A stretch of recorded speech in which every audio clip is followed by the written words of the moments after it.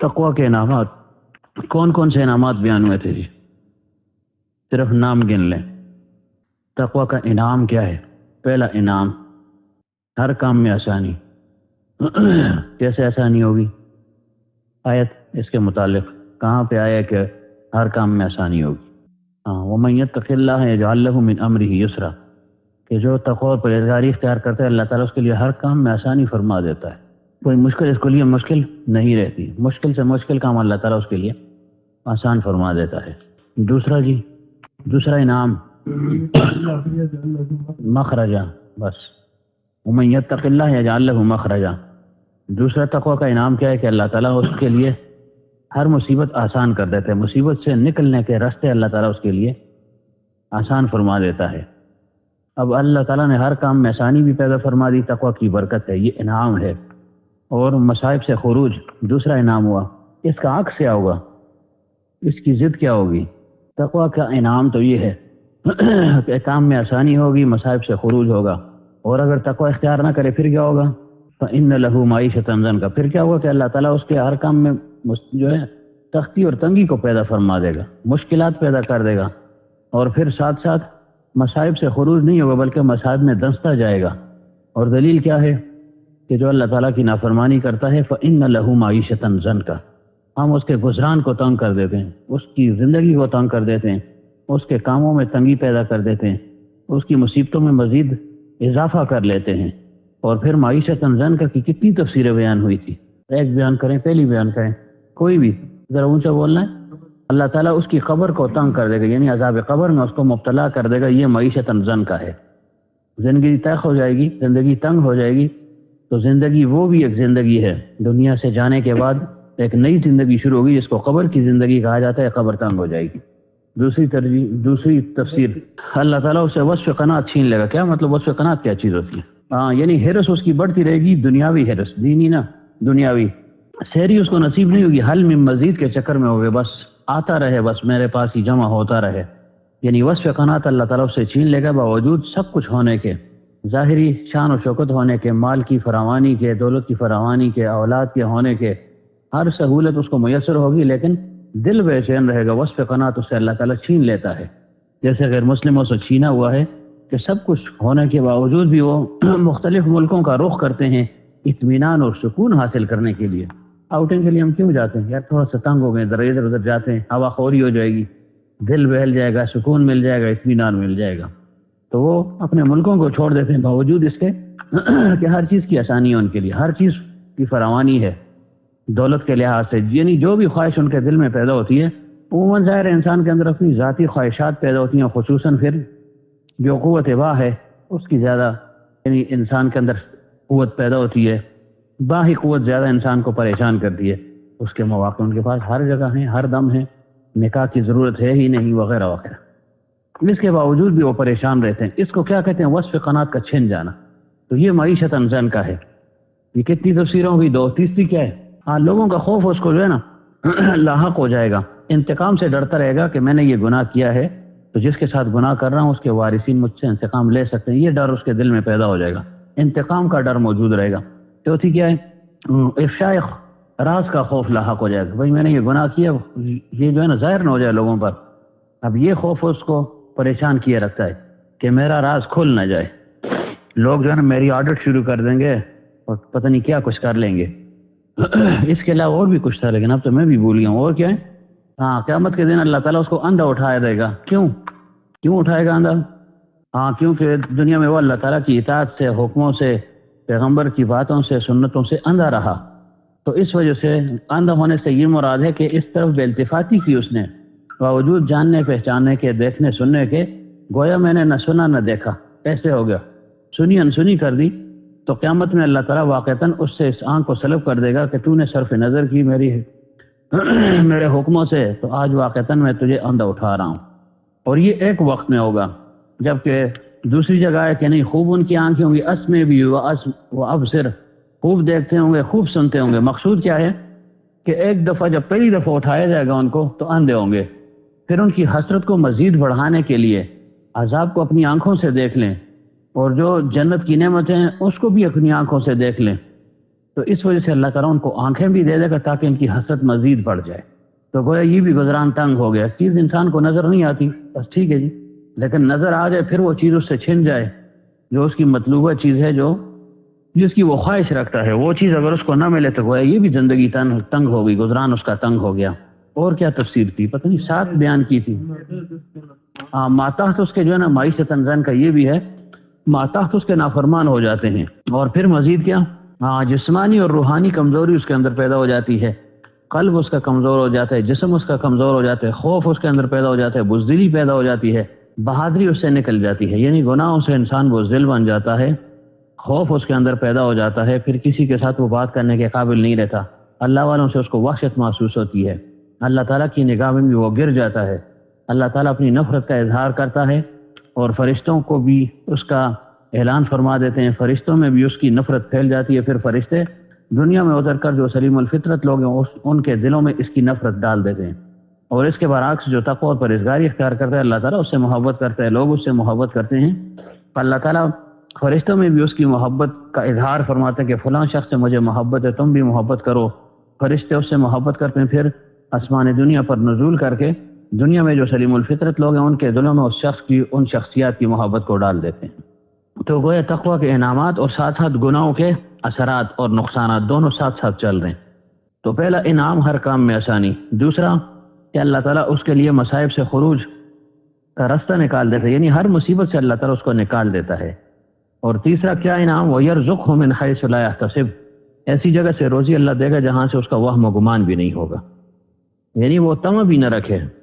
اس بے حساب رزق کو کل حلقے میں جو بات بیان ہوئی تھی خط والی، اس کے ساتھ اس کا موازنہ کیا جائے کہ مجھے فقر حاصل ہو گیا ہے. وہ فقر نہیں تھا، وہ طمع، لالچ، حرص، بخل، حب جاہ، استکبار، احسان، یہ چیزیں اس میں آ گئی، یہ برائیاں اس میں پیدا ہو گئی. من حیث لا یحتسب، یہ کہ آپ کا گمان ہی نہ ہو، آپ کسی سے طمع ہی نہ رکھیں اور پھر اگلا کہ ہاں جی میں اس تک کرایہ دینا، یا میں جو ہے نا یہ چیز از خود اس کو دے رہا ہوں. اگر آپ اس کو نصیحت کریں اور تلقین کریں، وضاحتیں کرتے رہیں، دین کا نام پیش کریں، تو یہ پھر من حیث لا یحتسب نہیں ہے. یہ تو آپ خود اپنے لیے راہ ڈھونڈ رہے ہیں، خود اس کو راہ پر لگا رہے ہیں کہ دیکھو میں دیندار ہوں، دینداروں کی عزت کی جاتی ہے، تمہیں ثواب ملے گا، اجر ملے گا. تو دین کے نام پر اپنے لیے آسانی خود پیدا کر رہی ہے، من حیث لا یحتسب میں نہیں آتا. من حیث لا یحتسب یہ کہ اس کو گمان ہی نہ ہو کہ کہاں سے آئے گا، غیب سے اللہ تعالیٰ کو انتظام فرما دیتے ہیں، لوگوں کے دلوں میں ڈال دیتا ہے کہ اس کو کھانا کھلاؤ، یہ کرو وہ کرو، تمہیں ثواب مل جائے گا، اجر مل جائے گا. اس کے اپنے دل میں نہیں ہوتا. تو یہ مقصود ہے کہ اللہ تعالیٰ اس کو بے حساب رزق دیتا ہے یا ایسی جگہ سے دیتا ہے جہاں اس کا وہم و گمان بھی نہیں ہوتا. یعنی یہ 3 انعامات جو ہے نا اس کو مل جاتی ہیں، کام میں آسانی، رزق بے حساب اور مصائب سے خروج.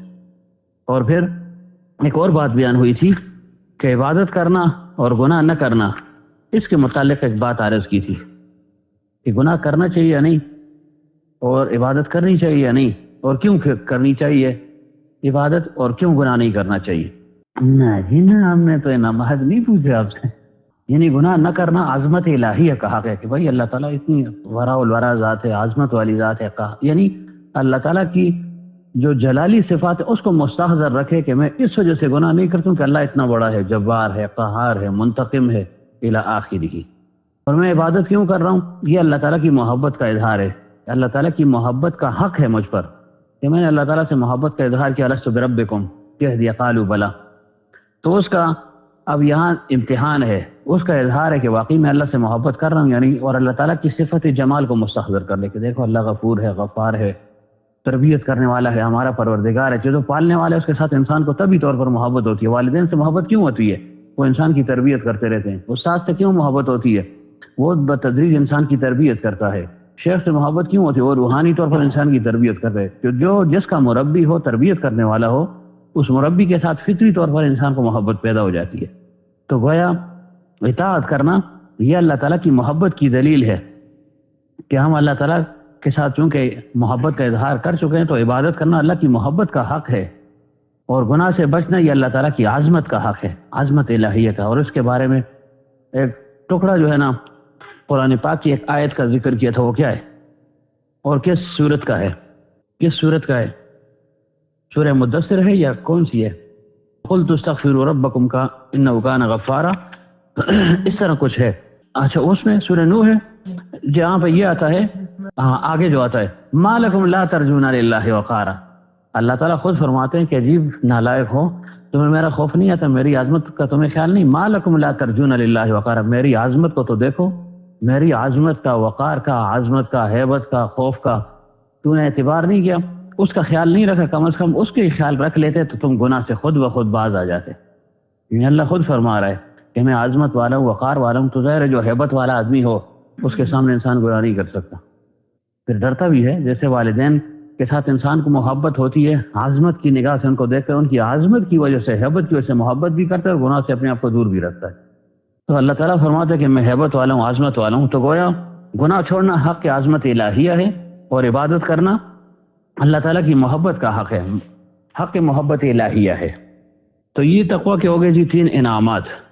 چوتھا انعام کیا ہے جی؟ یہ بھی بیان ہوا تھا نا، چوتھا انعام. چوتھا کیا ہے جی؟ ابھی آپ نے بیان کیا تھا. وہ کیا ہوتا ہے؟ اللہ تعالیٰ اس کو فرقان عطا فرما دیتے ہیں، نور فارق عطا فرما دیتا ہے. آیت کیا ہے؟ یا ایھا الذین آمنوا ان تتقوا اللہ یجعل لکم فرقانا. سورہ انفال کی یہ آیت ہے کہ اللہ تعالیٰ تمہیں فرقان عطا فرما دے گا، یعنی حق اور باطل میں تمیز اللہ تعالیٰ تمہیں عطا فرما دے گا. تم حق اور باطل کو ممیز کر سکو گے، ان میں امتیاز کر سکو گے، تمیز کر سکو گے. اور پھر اس کے متعلق کچھ واقعات جو ہے نا ذکر کیے گئے تھے کہ کیسے اللہ تعالیٰ اس کو نور فارق عطا فرما دیتا ہے. یعنی ہم کیا کہہ سکتے ہیں؟ اس کو چھٹی حس بھی کہہ سکتے ہیں، فراست مومنانہ بھی اس کو کہہ سکتے ہیں کہ اللہ تعالیٰ اس کو ایسی فراست عطا فرما دیتے جو اوروں کو حاصل نہیں ہوتی، جس سے وہ بعض ایسی چیزوں کا ادراک کر لیتے جو دوسروں کو وہم و گمان میں بھی نہیں ہوتی. اس کو ہم القاء بھی کہہ سکتے ہیں، الہام بھی کہہ سکتے ہیں، کشف بھی کہہ سکتے ہیں، کوئی بھی نام اس کو دے سکتے ہیں. فراست مومنانہ بھی کہہ سکتے ہیں. فرمایا اتقوا فراست المؤمن فانه ينظر بنور اللہ او ينظر بنور الدین، کہ مومن کی فراست سے ڈرو، وہ اللہ تعالیٰ کے نور سے دیکھا کرتا ہے. اور اس کے متعلق جو واقعات بیان کیے تھے وہ کون سے تھے؟ صرف جو ہے نا اس کا احمد اللہ رحمۃ اللہ علیہ کی فراست ایسی تھی، کشف، الہام، جو بھی اس کو نام کہہ دیں، کہ روٹیوں کو جو ہے حلال اور حرام کی پہچان جو ہے خود کر لیتے تھے، تمیز کر لیتے تھے کہ یہ حرام ہے یا حلال ہے. کہ شاگرد نے یا مرید نے کھانا تیار کیا، کچھ بیوی سے روٹیاں پکوائیں، کچھ والدہ سے پکوائیں. والدہ نیک پاکباز تقویدار تھی، نمازی تھی، اور جو بیوی تھی وہ بے نمازی تھی. دونوں قسم کی روٹیاں پکا کر خاص نمبر فگر اس پر لگا دیے تاکہ مجھے پہچان ہو سکے کہ ماں کی ہاتھ کی پکائی ہوئی کون سی اور بیوی کی پکائی ہوئی کون سی ہے. دونوں کو خلط مل کر کے حضرت کے سامنے رکھ دیا. تو حضرت نے وہ روٹیوں کو دیکھتے ہی جو ہے نا الگ کرتے رہے، الگ کرتے کرتے فرمایا یہ تم کھاؤ اور یہ میں کھاؤں گا. تو جو والدہ کے ہاتھ کی تھی وہ اپنی طرف رکھ لی اور جو بیوی کے ہاتھ کی تھی وہ ان کی طرف دھکیل دی. تو مرید نے کہا حضرت یہ کیسے آپ کو معلوم ہے؟ فرمایا تقوی اور پرہیزگاری اختیار کرو، تمہیں بھی اللہ تعالیٰ یہ چیز عطا کر دے گا. کہ بے نمازی کا جو کھانا ہے اس پر جو ہے نا غلاظتیں پڑی رہتی ہیں، گندگی اس پر پڑی رہتی ہے، وہ مجھے محسوس ہو جاتی ہے، میں دیکھ لیتا ہوں اس میں انوارات و برکات نہیں ہوتے. اور پھر کیا کہا؟ فرمایا کہ منہ دوسری طرف پھیر دو اور پھر اس کھانے کو دیکھو. جب اس نے دوبارہ منہ پھیر دیا اس طرف سے اور جب روٹیوں کی طرف دیکھا تو غش کھا کر گر پڑا، بے ہوش ہو گیا. جب ہوش میں آیا تو پوچھا کیا ہوگا؟ اس نے کہا جی جب میں نے ان روٹیوں کی طرف دیکھا جو بیوی کے ہاتھ کی پکائی ہوئی تھی، جو بے نمازی ہے، اس پر جو ہے نا خون پڑا ہوا ہے، پیپ پڑی ہوئی ہے، ناک کا پانی پڑا ہوا ہے، گند غلاظتیں جتنی بھی ہیں، گوبر وغیرہ وغیرہ سب کچھ اس پر پڑا ہوا ہے. تو میں اس منظر کو دیکھ کر برداشت نہ کر سکا اور بے ہوش ہو گیا. اور اس کے متعلق دوسرا کیا واقعہ تھا؟ نہیں، ان سے علاوہ وہ ان کے تو بہت سارے واقعات ہیں اس کے متعلق. سعد بن ابی وقاص رضی اللہ عنہ کا کہ صحابہ کو کھڑا کر کے ان کی جو ہے نا فیس ریڈنگ لی، یہ فراست مومنانہ تھی. اور پھر آخر میں فرمایا الحمدللہ ہم میں کبیرہ گناہ والا کوئی نہیں ہے، اب ان گھوڑوں کو دریا میں ڈال دو، یہ دریا ہمیں نہیں ڈبوئے گا. تیسرا واقعہ حضرت عمر اور حضرت علی رضی اللہ عنہ کا واقعہ کہ حضرت علی رضی اللہ عنہ نے خواب دیکھا رات کو کہ پیغمبر صلی اللہ علیہ وسلم مسجد نبوی میں موجود ہیں، میں بھی موجود ہوں. تو ایک شخص پھال لایا اور وہ کھجوریں تقسیم کرنے لگے. پیغمبر صلی اللہ علیہ وسلم نے مجھ سے ابتدا کی، فرمایا علی کھاؤ گے یا نہیں؟ تو میں نے کہا کیوں نہیں کھاؤں گا، ایک دانہ مجھے کھلا دیا. پھر فرمایا کھاؤ گے یا نہیں؟ میں نے کہا جی کیوں نہیں، دوسرا کھلا دیا. منظر ختم ہو گیا، باقی صحابہ میں وہ تقسیم ہو گئے کھجور. صبح میں نے کہا میں عمر رضی اللہ عنہ سے یہ بات ذکر کروں گا، یہ واقعہ ذکر کروں گا کہ رات یہ خواب میں نے دیکھا ہے. لیکن صبح جب میں نماز میں پہنچا تو موقع نہیں تھا بات کرنے کا، نماز کھڑی ہو گئی. حضرت عمر رضی اللہ عنہ نے حسب معمول جیسے ہی سلام پھیرا، میں نے کہا بات کروں، فوراً ہماری طرف منہ کر لیا یا باہر آ کر بیٹھ کے جیسے بھی کتاب میں لکھا ہے. تو فرمایا کہ میں ابھی بات کے لیے آگے بڑھ ہی رہا تھا کہ اس میں ایک شخص آیا اور اس نے جو ہے نا کھجور کا تھال پیش کر دیا. میں نے کہا یہ تو رات والا منظر ہے، یہی منظر تو میں رات کو دیکھ رہا تھا. اب میں اس کو بیان کرتا ہوں لیکن بیان کا موقع نہیں, چلو بعد میں بیان کروں گا. تو حضرت عمر رضی اللہ عنہ نے فرمایا کہ جب وہ کھجوریں آ گئیں, صحابہ بیٹھے ہوئے تھے, تو ایک کھجور اٹھائی اور فرمایا علی کھاؤ گے یا نہیں؟ میں نے کہا جی کیوں نہیں کھاؤں گا. اور ساتھ حیران بھی ہو رہا تھا کہ بالکل رات والا منظر ہے, لیکن وہاں پیغمبر عربی صلی اللہ علیہ وسلم تھے اور یہاں حضرت عمر ہیں. پھر میں نے ایک کھایا, پھر دوسرا فرمایا اٹھایا, کہا کھاؤ گے علی کھاؤ گے یا نہیں؟ میں نے کہا جی کیوں نہیں کھاؤں گا, دوسرا بھی کھا لی. اور پھر صحابہ میں تقسیم ہونے لگا. تقسیم جب شروع ہوگی تو میرے دل میں کہا کاش تیسری بھی کھلا دیتے. تو فوراً اس بات کا ادراک ان کو ہو گیا. فرمایا علی کیا کہہ رہے ہو, اگر رات کو پیغمبر عربی صلی اللہ علیہ وسلم نے تمہیں 3 کھلائی ہوتی تو میں بھی کھلا لیتا, رات کو تمہیں 2 کھلائی گئی, بس 2 پر اکتفا کرو. تو یہ فراست مومنانہ ہے. اس کے علاوہ اور کون سے واقعات تھے جو ذکر کیے تھے؟ کل بھی ایک واقعہ میں نے ادھر ذکر کیا تھا, میں نے کہا اس کو فراست مومنانہ میں ڈالا جا سکتا ہے, لیکن پتہ نہیں سکتا آپ کا خیال تھا یا نہیں, یا ادھر بیان کیا تھا, بہرحال میں بول رہا ہوں. بہرحال یہ فراست مومنانہ ہے. اور اس کے علاوہ جو چوتھا کون سا واقعہ تھا جی؟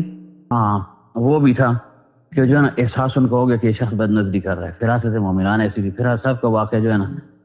اور اس کے علاوہ وہ ایک اور تھا, جوہری والا واقعہ تھا. کون سا تھا؟